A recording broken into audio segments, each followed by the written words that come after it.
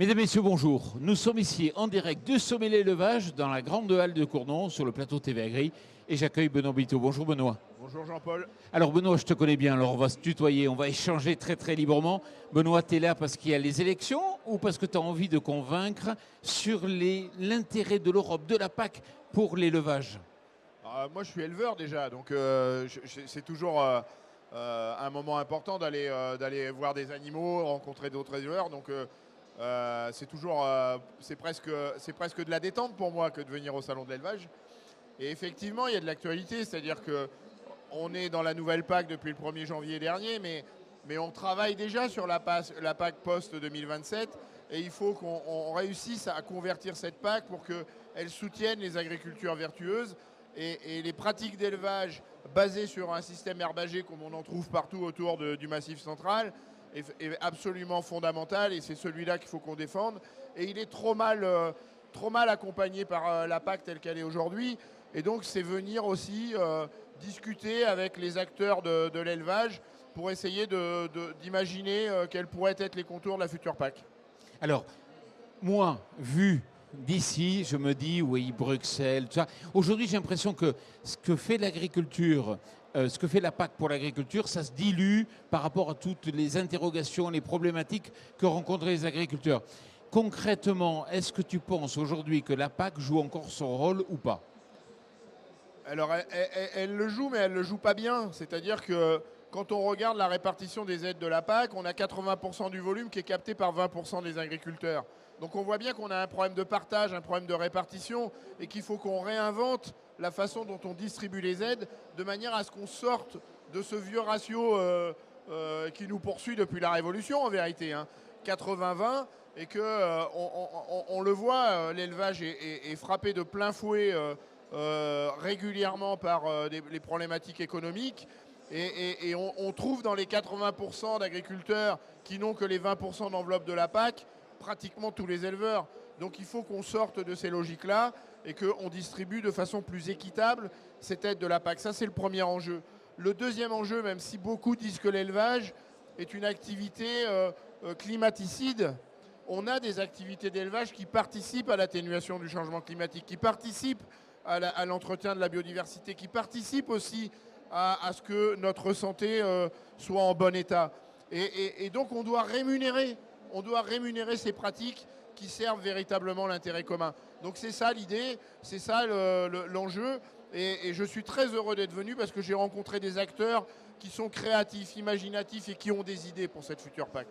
Quand tu es à Bruxelles, vous êtes quelques députés européens agriculteurs, vous travaillez main dans la main pour défendre les dossiers ou chacun dans sa couleur politique?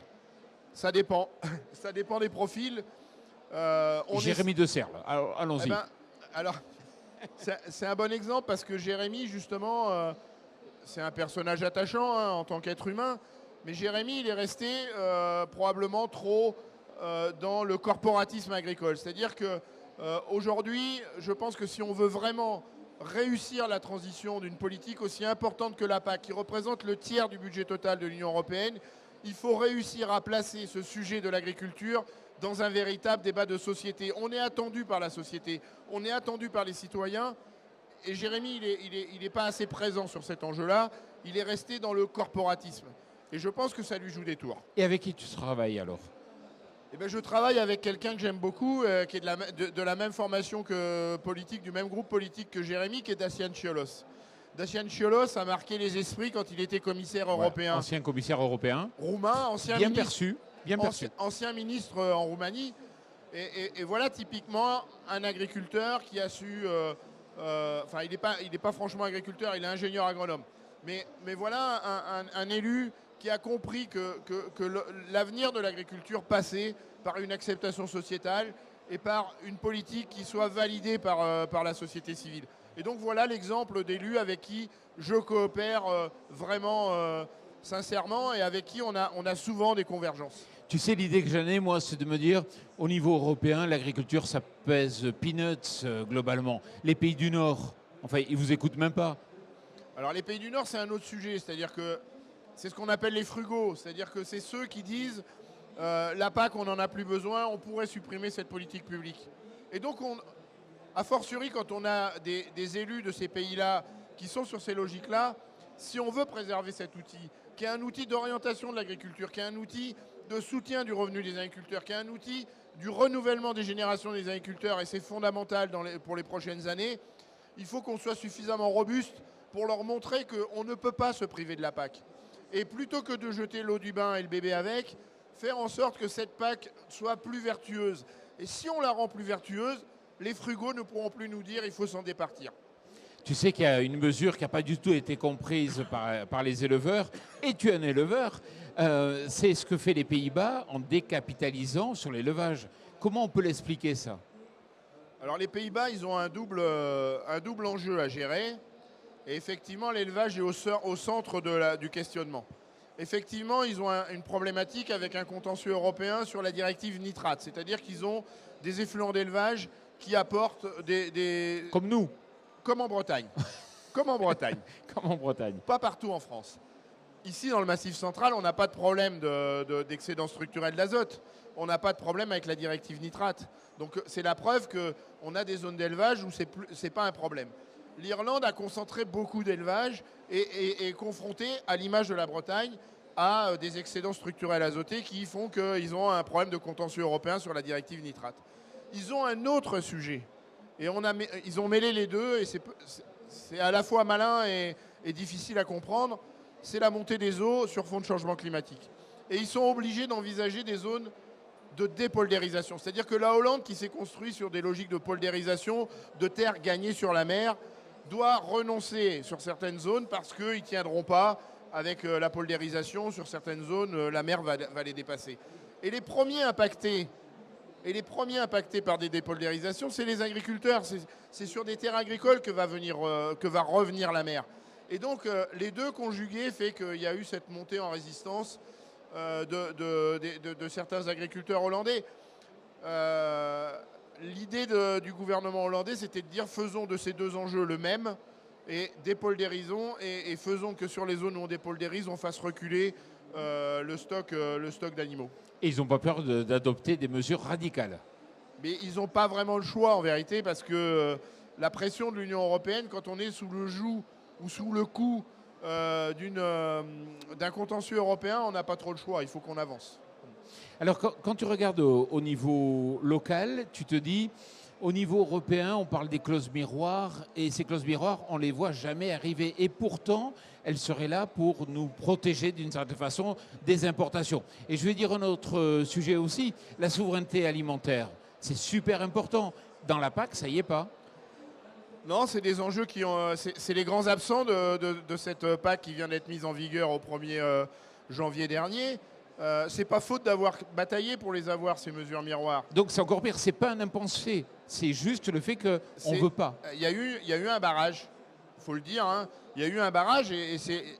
Alors compte pas sur moi pour remettre en cause la démocratie, mais quand on se prête à l'exercice démocratique, quand on vote, se dégagent des majorités. Malheureusement, sur les clauses miroirs, on n'a pas réussi à convaincre une majorité des députés autour de la table pour dire il nous faut absolument les clauses miroirs. Et donc on ne les a pas eues. Ça veut dire qu'il faut qu'on modifie la structuration de l'Assemblée pour qu'on arrive à constituer des majorités autour des clauses miroirs.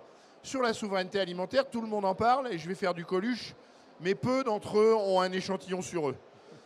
Et donc, c'est ça la difficulté. C'est-à-dire qu'on a pourtant une définition très claire de ce qu'est la souveraineté alimentaire, mais beaucoup en parlent avec des notions qui n'ont rien à voir avec sa vraie définition. Et quand on a dans la même bouche des gens qui parlent de souveraineté alimentaire et qui sont prêts à signer des accords de libre-échange, on voit bien qu'ils n'ont pas un échantillon sur eux, justement. Et c'est ça notre difficulté. Mais en vérité, si on veut préserver le revenu des agriculteurs, si on veut que les produits de bonne qualité qu'on produit sur notre territoire soient disponibles pour notre souveraineté alimentaire, il faut effectivement cesser avec ces accords de libre-échange qui viennent concurrencer des produits de très bonne qualité sur notre territoire. Et ça doit être conjugué avec une PAC qui rémunère mieux les agriculteurs. Et si on a les deux, eh bien, il n'y a plus de raison qu'on exporte nos très bons produits ailleurs pour trouver des débouchés, parce qu'on est concurrencé par des produits qui viennent d'ailleurs sur nos propres marchés. Toute dernière question, et c'est un sujet qui te tient à cœur, le glyphosate. À quoi joue la Commission? C'est classique. La Commission lance un pavé dans la mare pour que ça discute, ça négocie, et au final, avec le renouvellement pour 10 ans du glyphosate. Pardon. Alors, le renouvellement pour 10 ans du glyphosate, c'est presque honteux et scandaleux. C'est-à-dire qu'on a une agence sanitaire qui protège normalement les citoyens européens, qui nous dit qu'il n'y a pas de problème majeur sur l'utilisation du glyphosate. Ça, c'est la première page d'un rapport qui en fait 341. Et sur les 340 pages qui suivent, on trouve plein d'utilisation critique du glyphosate. Donc, je ne comprends pas bien à quoi joue l'agence sanitaire et la commission qui lui emboîte le pas. D'autant plus qu'on a des études indépendantes qui nous disent qu'effectivement, il y a des menaces avec le glyphosate. C'est par exemple le Comité international de la recherche contre le cancer. C'est par exemple les épidémiologistes de l'INSERM qui nous disent que ce n'est pas raisonnable de repartir comme ça pour 10 ans avec le glyphosate.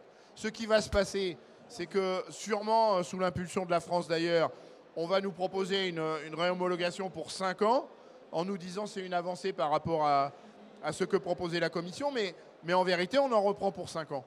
Et moi qui suis député européen et attaché à un principe qui est le principe de précaution, je me dis qu'avec autant d'incertitudes, autant de trous dans la raquette, notamment sur la biodiversité, et un autre paramètre qui est le fait qu'on a des alternatives au glyphosate qui sont pas de nouvelles molécules, mais des approches agronomiques, on doit convoquer ce principe de précaution et arrêter le glyphosate, même si c'est violent. Ça fait longtemps qu'on sait qu'il va falloir probablement s'en séparer. On a eu le temps de créer la transition, on n'a pas su l'utiliser. Eh bien tant pis, mais il faut protéger les populations. Moi je suis dans un département où il y a des clusters de cancer pédiatrique et on ne peut pas regarder droit dans les yeux nos enfants et les mettre en difficulté avec des molécules aussi dangereuses que le glyphosate. Mais Benoît, tu ne m'as pas répondu. Quel est le jeu de la Commission? C'est quoi? C'est du lobbying? C'est juste le fait que c'est pour créer des oppositions? Non, non, il n'y a pas d'idée. Qu'est-ce qui se passe? Non, mais moi, je vais te répondre. On a une commission qui est pilotée par Ursula von der Leyen. Et ça t'a pas échappé, Jean-Paul, qu'on entrait dans une campagne électorale. Le 9 juin prochain, il y a une élection pour le Parlement européen. Et Ursula von der Leyen est en train de rassembler ses troupes pour espérer faire un second mandat à la présidence de la Commission. C'est aussi simple que ça. Et le glyphosate n'est que l'illustration de plein d'autres indicateurs qui montrent qu'elle est en train de tuer le pacte vert qu'elle avait pourtant consenti au début de son mandat pour rassembler ses troupes politiques autour d'elle pour espérer faire un deuxième mandat. Benoît Biteau, merci beaucoup pour ce décryptage. Je rappelle que tu es député européen Europe Écologie Les Verts. Merci beaucoup Benoît. Merci Jean-Paul. Et merci à vous.